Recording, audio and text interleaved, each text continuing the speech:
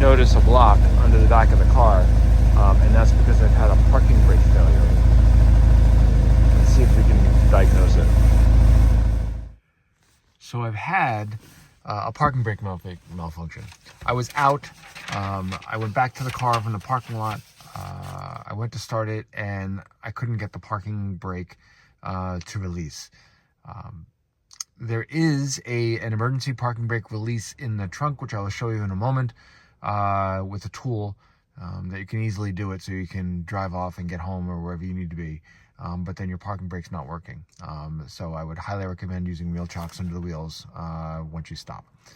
But that said, the codes I received when I checked were 6011, 601D, 6019, 2020, which I think is just a notice code, 6031, 6034, and 6043.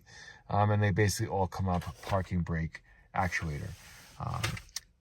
I will say this, a little background. This is my station car, per se. It is a 2011 BMW X5M. I basically start the car in the morning, let it warm up for 10 minutes, drive for 10 minutes, and then leave. And the same thing on return. And that's basically what I do for the car, other than drive it around town, which is a similar thing. It really doesn't give it enough time to charge the battery. I'm not really driving for 20 minutes at a time in this car anymore. And the battery's a number of years old, so I think that there have been some issues, and probably could use a battery replace.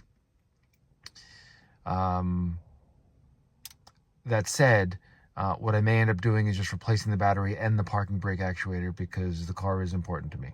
So let's just move on and let you know the steps I've taken thus far. So in the trunk area, if you lift up the back hatch, there's this tool. This is neat because if you take this and you open up the side here, there is a little silver pull tab, which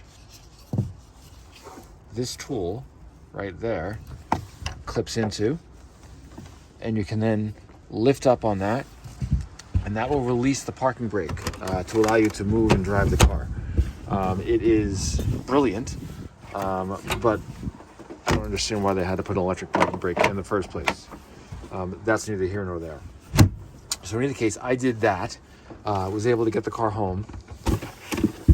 I then tried to reset the parking brake by pulling up the fuses. This will give you a list of the fuses. Basically 10 and 94. 94 was blank. 129 was the one I was looking for. And so the fuse box on the other side is viewed like this. And 129 is there, which is there. So I took the tool, I pulled the fuse, I let it sit for 5 minutes to let any of the capacitors run out, and it did nothing. So I will have to replace both the battery and the actuator, just because I think the battery is the issue here. I'll keep you informed. So I've got the car up. It's on the quick jacks. I also put in a jack stand, belt and suspenders. I'm under here. I don't want to be crushed. There is the parking brake actuator, which needs to be replaced. As you can see, it's kind of tucked in there. And then the brake lines for the actual parking brake are routed through all kinds of interesting ways. We're going to see if we can get that out easily enough. Well, I've got the wheels off, and I purchased the brake pads for the parking brake and all the hardware, and I just realized I probably should have done the rear brakes at the same time. I probably should have replaced the rotors and pads on these. I mean, there's plenty of life left, but the little secret is I shop all my parts at FCP Euro, and they've got a lifetime warranty. So basically this rear brake job would be free. My mistake. I don't have the time to wait to order and then restart. So I'm gonna have to start taking these calipers off. get the rotors off, and then fish the parking brake cables through. All right, so the rotors are off. I'm going to be replacing all of the parking brake components, including the springs and the adjuster.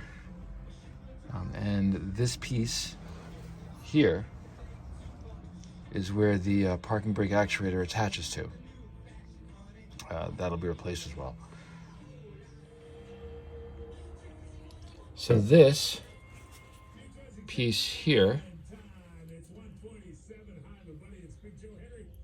is the parking brake adjuster cable, or actuator cable. And this is actually pretty grimy. You would think I was doing some serious off-roading here. This is really a station car. Anyway, moving on. So there's a little Allen bolt, which holds the parking brake cable from the actuator, which is right there. And that's what's attached to that little cable sticking out. That's what's got to come out. It actually goes through a pretty long tunnel. A little surprising, but I guess not for BMW. So if you can see it, the passenger side parking brake cable from the actuator to the parking brake is up in there, tucked in. I think a nice hit with a screwdriver will dislodge it so I can pull it through.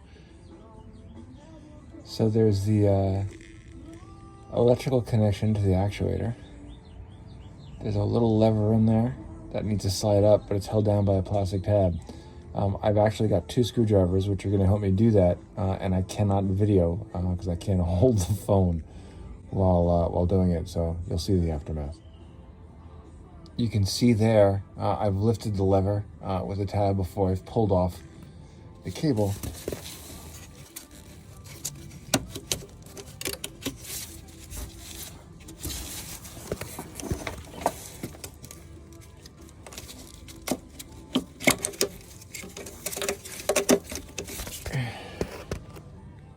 Okay, it is now off.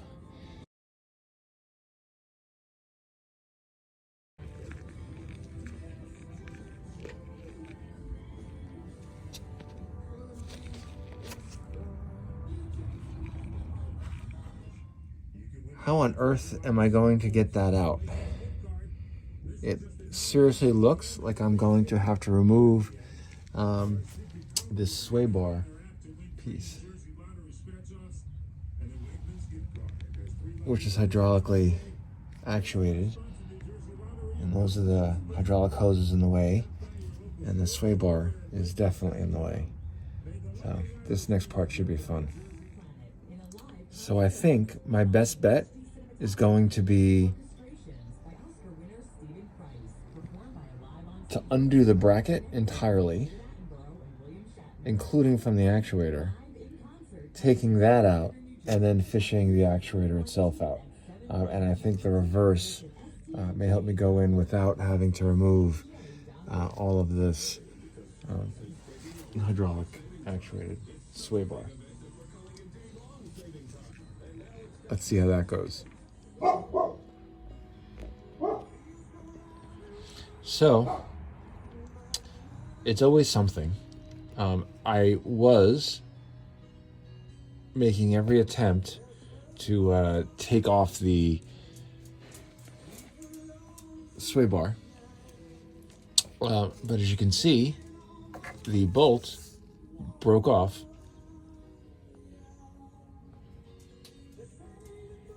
inside the frame.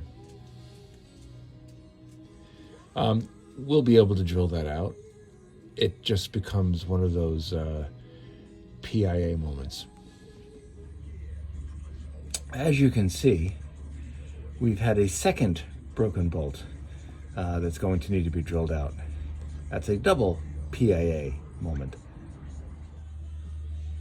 So this is the third broken bolt.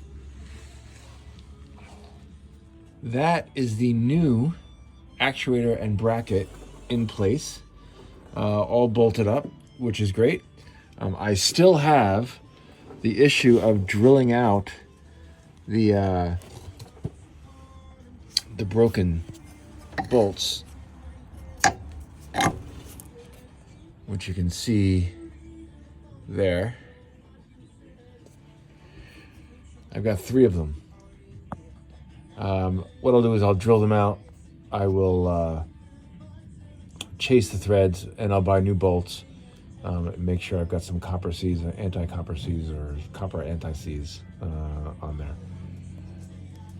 Stay tuned. So as you can see, I found a broken, worn grounding strap, which has completely disintegrated. Gonna have to replace it.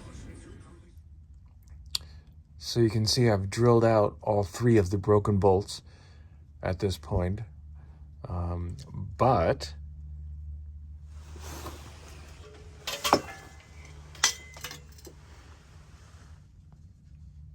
you can also see here that I now snapped a cobalt easy out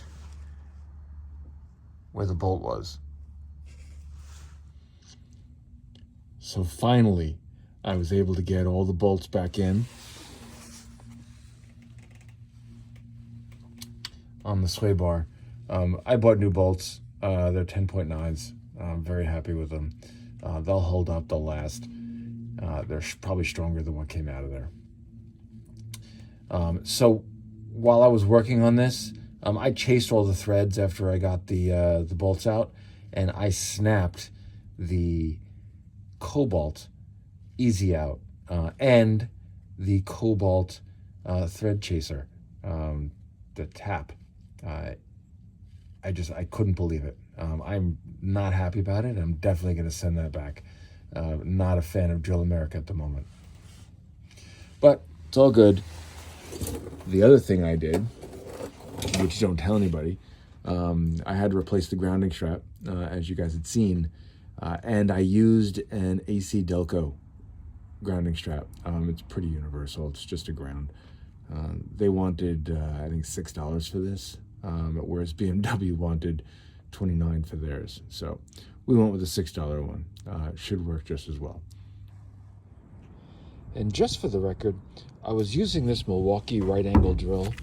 It is a 2415-20, 12 volt. I've had it for a while. This thing was amazing. It was the perfect drill to drill out the bolts and everything else I had to drill out on this event.